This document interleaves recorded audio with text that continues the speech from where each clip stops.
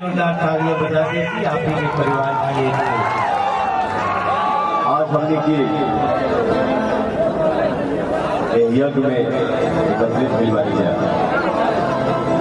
तो मन विचार एकदम साफ सुथरा ही रखने के बाद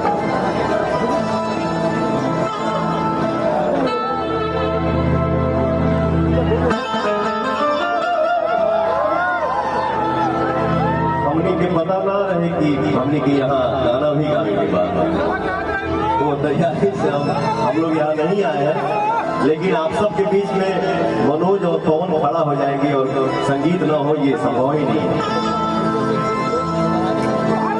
आप लोग पहले भी देखे होंगे, आजकल तो डिजिटल जमाना हो गया। एक नया भी हम लोग प्रयोग करे जा रहे बनीजा। हम लोग दो गाना के मिक्स करत रही वाली जानता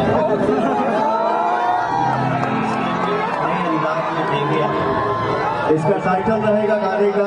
जी आज भैया ने शुरू कर दिया तो हम आज अनाउंस कर दे रहे हैं। टाइटल रही बगल वाली लॉलीपॉप लागे। ठीक है, तो ताली बजा दो फिर आ जाएगा बचपन से। जोरदार ताली बजाओ ना हो भैया। हमने के बजाएंगे कि जाएंगे? नहीं रुको यार आप बजाते रहिए, आप तक कुछ सांस रहे बजाते रहिए। संगीत की न रात के निकला गया। हम लोग को भी समझ सकते हैं कि भाई हमारे लेकिन देखो ना प्रेमी लोग हैं, एक स्वर देते 150 यही तो हमारे भाइयों का प्यार है। 150 साइकिल से I love you too, I love you का। अरे हमारे भाई आप लोग जिंदाबाद। हीरो तो आप लोग हो, रातों रात किसी को बना देते हैं।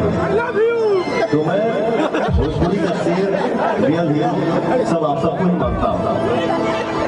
आजकल डिजिटल जमाना बा और भी आप लोग देखे होंगे भैया से हम हर मंच पे बोलते हैं भैया हमको एक गाना सुनाना ही पड़ेगा। जो गाना की बहुत पहचान था भैया गाएंगे इसके बाद जान हाजिर मत करेगा। जान हाजिर हुआ भैया। मैं बहुत दिन के बाद अपना एक गाना याद कर रहा लाइव हो गए निकाल चल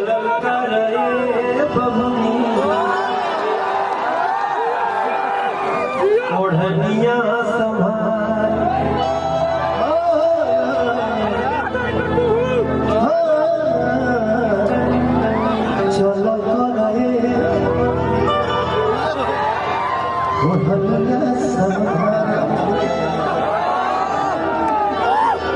तुम गलत जगह डाल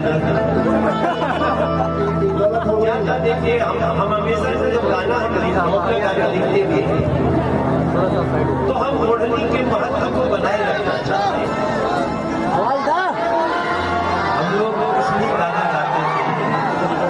हमने गाना गाया था बसंती जमाने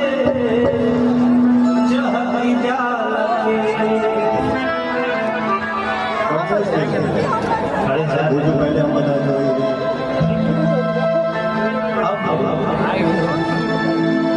आपके गानों में मैं बहुत कुछ एक आपका गाना सुन रहे थे।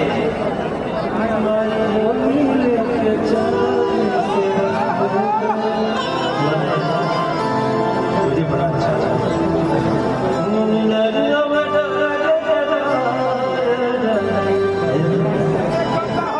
देखो मैं तुम्हें सुनता हूँ किया, मैं कब से आपको सुनता हूँ। मेरे पास उतना पैसा नहीं था कि हम साउंड सिस्टम खरीद सके। जो आपने बोला सफर की बात, हम लोग कहाँ से शुरू किए और आज कहाँ खड़े हैं। तो हमारे गांव के कुछ लोग जब करता रहे गाँव में आए हैं लोग, उनके घर में एक जो साउंड सिस्टम है जो कि दाम शायद 2,000 या 2,500 है। कैसे लगौले कहने के भाई देखिए ये रियल प्यार है। ये ऑडियंस से सुनने को अगर मिल गया तो समझिए कि अहो भाई मनोज तिवारी के वो कैसे गाएगा। सुना अच्छा लगा। तो वो गाना हम लोग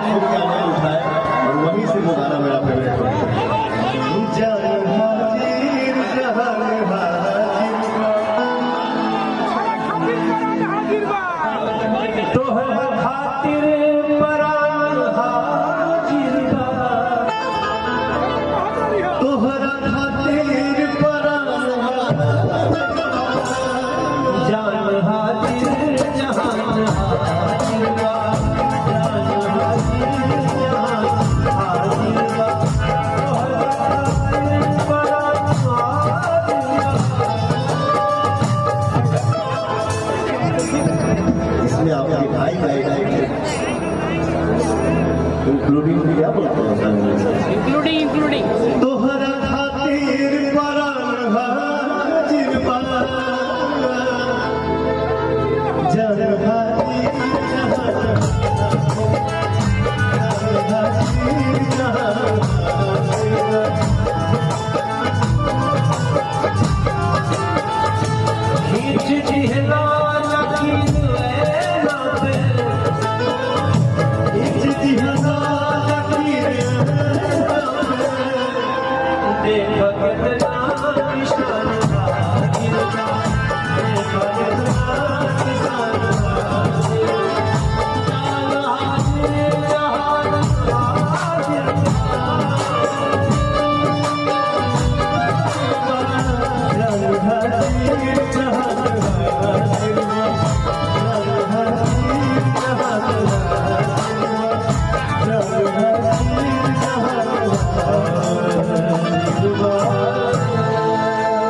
ज्यादा समय हमने के मंच पर नीचे से देखते, लेकिन जाते जाते एक लाइन जरूर हम कहा भैया के लिए एक गाना।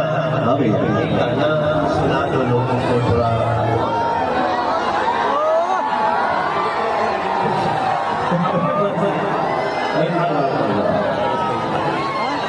हमने किया तो आई बन जाना बढ़िया वैसे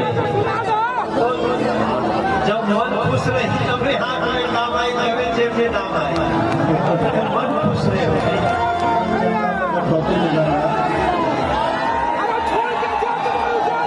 संगीत दोनों खराब ना हो, सुने के देखे के नजरिया अच्छा होगा। तो आप लोग क्या सुनना चाहते हैं? होली वही सुनाता बाबा भाई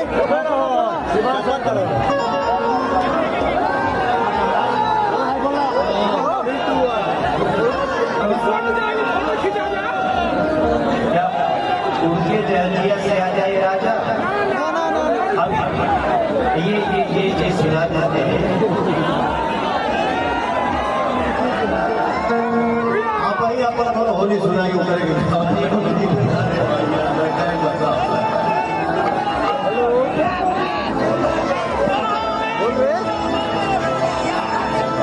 चलिए जिंदगी भर करना है भैया, डांस करना है, छोड़ना है। अभी हम लोग यज्ञ में हैं, तो हमारे भाई आप लोग समझ सकते हैं। आप लोग के लिए भाव है अरे उठा बहार जैसो भोर के किरनिया। हम चाहते नहीं कि जहां जहां इस मनोज भैया के या पवन के साउंड जाता है, एक बार सगरे से आता उठा के गाना तो जाओ भैया।